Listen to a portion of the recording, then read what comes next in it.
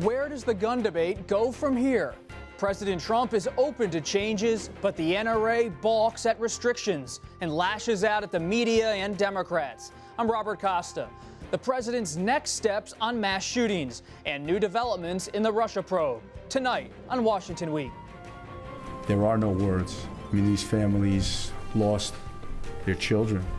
We lost coaches. President Trump says schools should do more to protect students and throws his support behind the NRA's long-standing proposal to arm teachers. It's time to make our schools a much harder target for attackers. The NRA accuses gun control advocates, especially Democrats, of exploiting the Florida tragedy for political gain.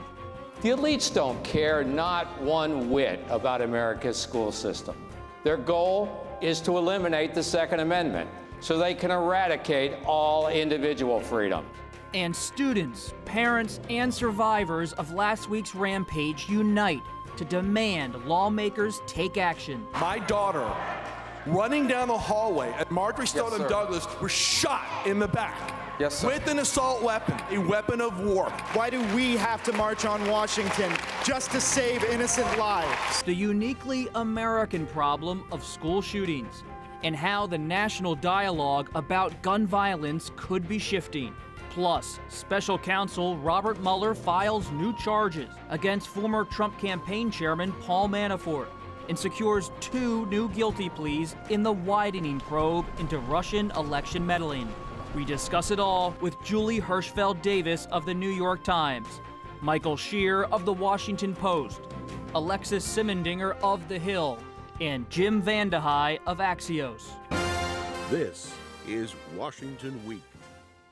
Once again from Washington, moderator Robert Costa. Good evening. The debate over guns has been charged emotionally, socially, and politically. The players are both old and new. The National Rifle Association and gun control activists, lawmakers and law enforcement. This time, students and survivors in particular have been at the fore. During a White House meeting with family and friends of victims and students, President Trump announced this week that he supports raising the legal age to purchase certain guns and stricter background checks. For many years where people sitting in my position did not take action. They didn't take proper action. They took no action at all. We're going to take action. The president also endorsed the NRA's position that there should be more guns in schools. Julie wrote today on the front page of the New York Times about the president calling for training and arming of teachers and paying them a bonus for carrying a weapon. My question is, how much of this is talk and how much of it could actually lead to action on Capitol Hill? Well, it's really going to be up to the president whether he's willing to really lead on this issue, whether he can get it past the point of what he called today all talk and no actual substantive moving ahead. He has introduced this idea, which he seems very enamored of arming certain teachers who are trained to use firearms to protect their students, essentially to turn schools into, instead of gun-free zones, basically fortresses protected by educators who are trained to do that. It's a very controversial idea, not just with Democrats, but with a lot of Republicans who support gun rights and want to see safer schools, but think that this is a problematic issue. So one of the big questions, I think, is going to be, will the president insist that concealed carry permits for teachers be a part of any broader solution? Because there is broad support for expanding background checks. I think there is broad support, probably getting broader, for raising the age for purchasing a semi-automatic weapon. But if he's going to try to pair that with expanding concealed carry throughout the nation, I think that's going to be very controversial. You were down in Florida, Michael, in Tallahassee. The arming of teachers, that's maybe more of a local issue, a state issue? Well, in Florida, they actually introduced a bill today, the House and Senate Republican leaders, that would allow sheriffs to actually deputize teachers after they get sufficient training to have a gun on campus. There are other states like Texas and South Dakota that already are doing this. There are places where teachers have guns in schools. The real story in Florida, though, is there's just been a sea change in how Republicans are dealing with this issue. This is a state that sort of has led the country in gun rights legislation for decades. After the Pulse nightclub shooting, after the Fort Lauderdale airport shooting, nothing happened there. And what we've seen in the last 2 weeks is basically the entire Republican leadership, the House and Senate, it's a Republican state, and the governor now coming out and saying they want to do things that the NRA is actively opposing. It's not what the students want. They want a ban on assault weapons to be put back in place, but it is a huge shift in the conversation, and I think it shows what could happen on the federal level. Florida's going to move quicker than the federal debate because they only have 3 weeks left in their legislative session, but it does sort of chart a way. So there's a shift in Florida. And you wonder, Jim, is there a shift nationally? Is this a national pivot point? There was big gun bills in 1968, the Gun Control Act, after all the assassinations that year in the early 90s with assault weapons. Didn't happen after Sandy Hook. Is it happening now? Student protests, action even in Florida where you have a governor with an A+ NRA rating. It could be different. It could. But most likely isn't that different legislatively. Listen, if you go back to the 1994 elections, every year since then, the NRA has won every debate that's come before Congress and often won it decisively. What's different is you do have a president who does have a superpower. He has been able to take a Republican Party that seemed to believe one thing and get it to believe something else. You've seen it happen with the view of the FBI. You've seen it with how they think about deficits. You have $1 trillion deficits now to pay for a tax bill. So could he? He certainly has the credibility to do a very aggressive gun control bill. And in private, he talks about, I want to help the kids, I want to help the kids. But always look at what the president talks about in public, because he often mimics what he muses in private. And if you look at the totality of his words, almost all of them have been allocated to arming teachers. He's talked about the other topics, but the one that's front and center is that. So even if he does the other things, raise the age limit to 21, have tougher background checks, maybe he would do those. But let's be honest, even if you did all of those, that is a drop in the bucket in terms of what it would take to keep somebody who decides that they want to massacre people from getting a weapon that could easily massacre. So we're still a long ways from getting to where you would need to get to really have a meaningful effect. On Capitol Hill, how close are we to any kind of action? Because when you look at the House of Representatives controlled by Republicans, they seem uneasy about any kind of background check bill. There is action in the Senate with Senator John Cornyn of Texas trying to bolster the background check system. Same with Senator Pat Toomey of Pennsylvania. Spoke to him this week. He said he's going to try to revive the bill he did with Senator Manchin of West Virginia.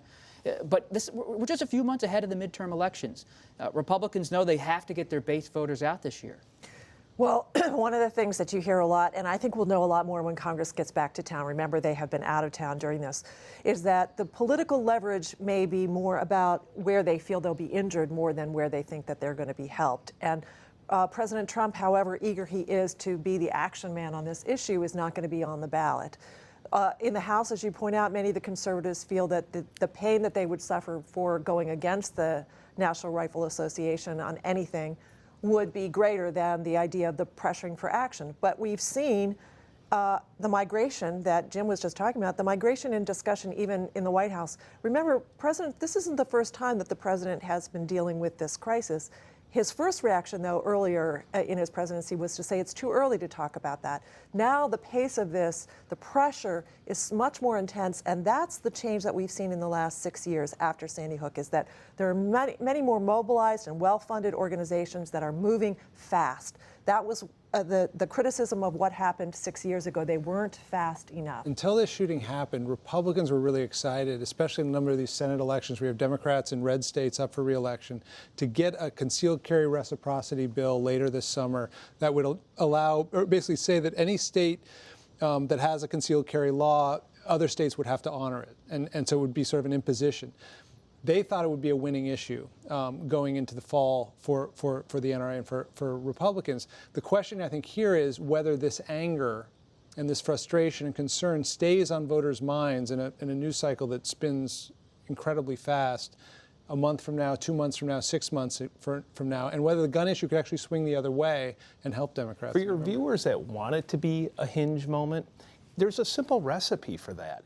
if young people who are now being vocal and being quite eloquent on it vote, or get their parents to vote, or if some of these indicators where you see a surge in Democratic voting in some of these off-year elections carries in to the midterm elections, and Republicans lose a lot of seats, and it's attributed to this, that's how you have a dramatic break. That's what happened in 1994. The politics of guns were different until people felt like, no, you pay a fatal electoral consequence for being on this side of the issue. That's the only way you flip it. The members of Congress respond to incentives, and the incentive is victory. If they think it casts victory, they'll change. That's a smart point, because when you talk to political analysts out there and nonpartisan analysts, they say if you want to ban an AR-15 in this country, you're going to have some kind of wave election, because Republicans in Congress aren't going to move to that. But Julie, the president's talking about bump stocks, which was part of the Las Vegas shooting, that tragedy. He's talking about some of these more modest things. Could they maybe wait for the big stuff to see what happens in the midterms, but do a few modest things in the next few months?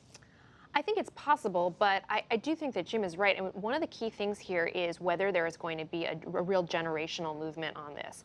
You see a lot of young people, a lot of very organic activism happening after the shooting in Parkland, Florida.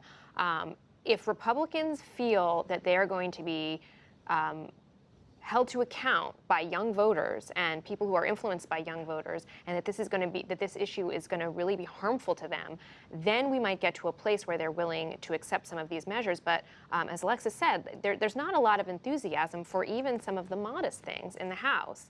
And so I think it's going to take maybe an election even to get folks to the point where they're willing to accept some of what you've laid out as a more modest set of moves. Much less a much bigger, solution that could include age limits and potentially banning certain weapons, or even the ammunition issue, which is also one other thing that I think is interesting about the messaging, and I'm listening to the president use this, which is we've gone from nothing will solve this problem, none of these things will cure this problem, to we have to do something. Mm-hmm. And if that momentum continues, and you see the economic pressure on the NRA, you can see that from companies today that are trying to sever their relationships, and because they understand their customers don't want to see that, their consumers don't want to see that. Mm-hmm. If you see that continuing, that becomes part of a narrative that can be politically quite potent. I think we're going to find out in the next few weeks whether this youth movement, this high school movement, continues to grow, and if it does, it'll matter. When I was down in Florida, there were thousands of high school kids travel from around the state to Tallahassee for a rally, and it was interesting. In the crowd, they were actually circulating voter registration, and from the podium, the kids were talking about, you have to register to vote, you have to get out to vote. These kids are going to be coming to Washington in a few weeks. There's going to be a massive rally. Their walkouts continue to be planned around the country over the next several weeks. I'm getting emails, come to my high school in Massachusetts, we're going to be walking out such and such a date. That kind of momentum, if it continues, could matter. So the activists, the students are out there in force, and to watch them this week, these powerful images and the CNN forum inside of the White House, they are in the middle of this political debate, Jim. But the NRA remains defiant. Wayne LaPierre, the group's president, was at CPAC, the conservative gathering in the Washington area on Friday. Full-throated message about where the NRA stands, not backing down in this moment, even as he sees the president move a bit. Yeah, you have to pause for a moment. There's some beautiful things that happened this week. I think both what we saw on stage with CNN and what we saw in the White House, where you're bringing together politicians who have much different views with victims of these horrendous massacres, at least have a dialogue. So that to me was a moment. And for someone like Marco Rubio to go on stage with 7,000 people who want to boo you and at least talk about your views and show some openness, a hint of openness, some openness on gun control was interesting. The NRA is really powerful, and I would caution anyone. There's several cautionary tales in how reactive Republicans might be to public pressure. We saw this on global warming. We saw this on immigration.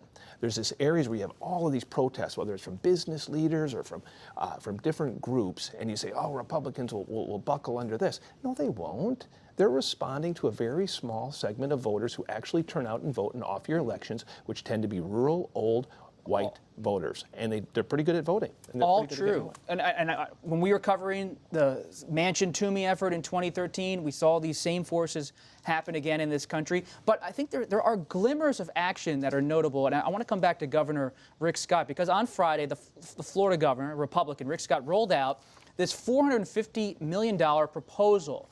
And it's interesting because it would raise the minimum age for buying any kind of gun in Florida from 18 to 21, require a law enforcement officer in every public school, and mandatory active shooter training. It would also restrict anyone who has mental issues, mental problems from buying a gun, and ban the sale and purchase of bump stocks. Michael, when you were there in Tallahassee, we were talking about this week.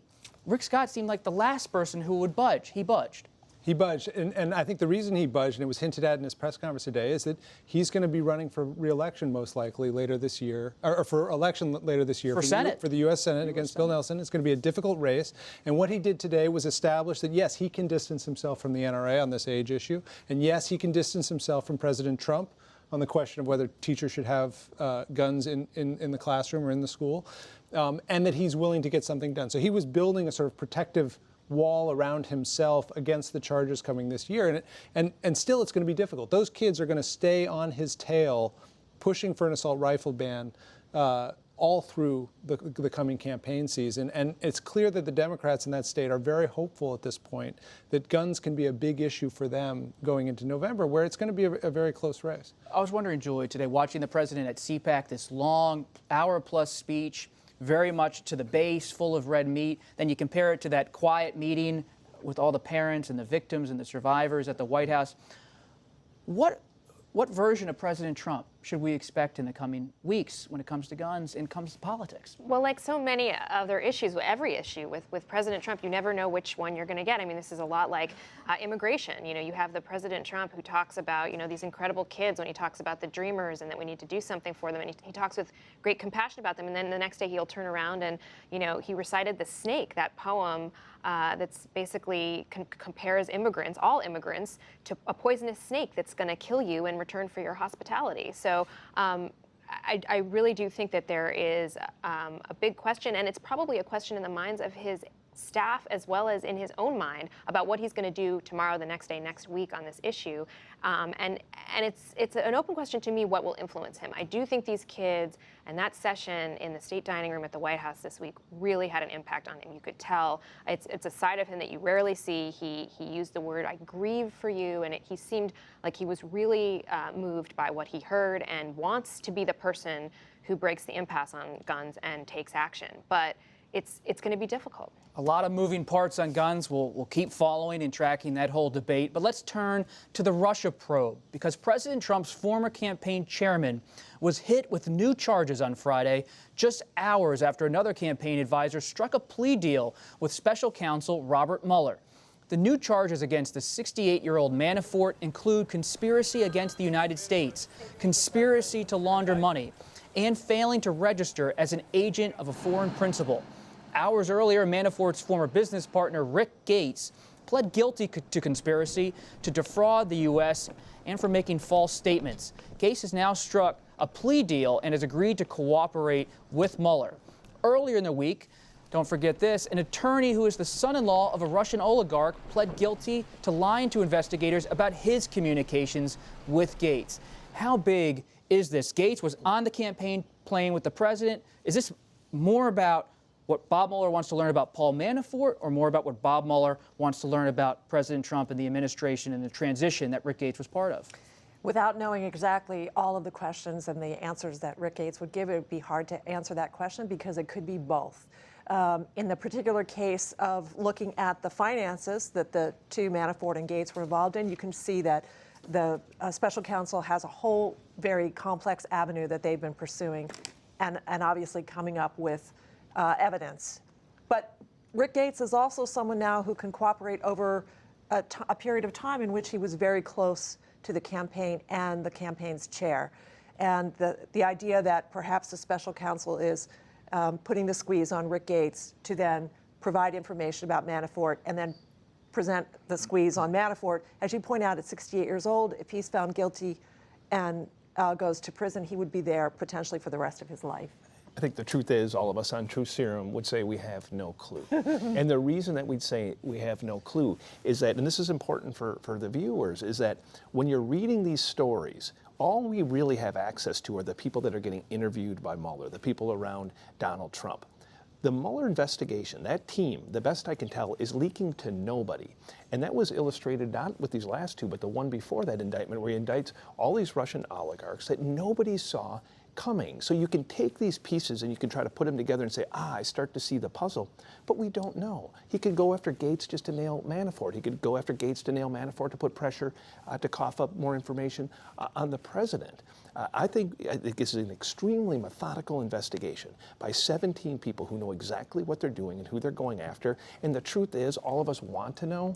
I think it's going to be a while before we do. It's true. What we do know is that there is a clear aggression in the way he's going about this. Anyone who says something false, even a lawyer for an oligarch in London to an FBI agent, he's bringing charges against you. These are bank loans unrelated to the Trump campaign that where fraudulent information was given. He's going after you. So they're leaving no stone unturned as they go about this, and that sends a message to whoever is still a target of the investigation that they can't mess around with this group of people. Paul Manafort, furious, issued a statement saying, I'm going to continue to fight on. Right. I mean, he made the distinction between, I don't know why my former partner, decided to plead, but I'm not going to plead. I'm fighting these charges. As much as Mueller may be trying to send a message with this this move, I think Manafort's also trying to push back and say, I'm not going to be squeezed by this. Try another. I'm staying firm, but. The fact is that not just for Manafort, but also for the White House and for President Trump himself. Well, any chance of presidential pardons? Well, that's, again, an open question, but this has to strike, because we know so little, and not only we, but I think they in the White House know very little about what's actually going on in this investigation. We see these little snippets, the indictments, the pleas, we see they're tiny little shards. But Mueller has a complete picture that he's pursuing. The White House does not have that. And without knowing that, don't forget that they're considering the president's legal team whether he should talk to Mueller, whether he should sit for an interview with him. And every little step along this path makes that seem more perilous. And Rick Gates, most people don't know who Rick Gates is. He's even grown a beard. He's changed his whole appearance. But he was around at the convention when there were questions about how friendly the Trump campaign was with Russian figures, or when Donald Trump Jr. had his meeting with a Russian lawyer. He was around in the transition when Jared Kushner, the president's son-in-law, had meetings with foreign officials, including the Russian ambassador and others. He saw a lot.